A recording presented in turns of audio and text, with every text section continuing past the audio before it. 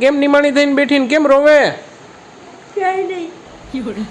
કાં કોઈ કઈ કીધું તને? ખીજાણું કોઈ? શું થયું?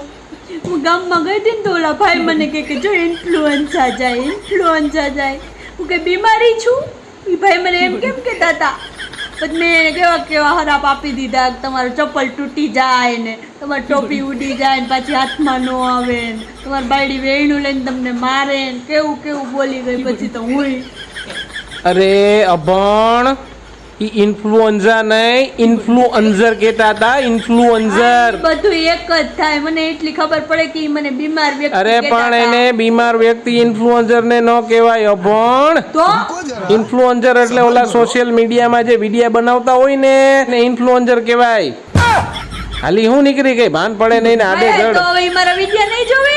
નહીં જોવે હવે તારા વિડિયા. કોણ જોહે? હાલો પાછા માફી માંગી આવીએ. વિડિયા તો જોવા પડે એને.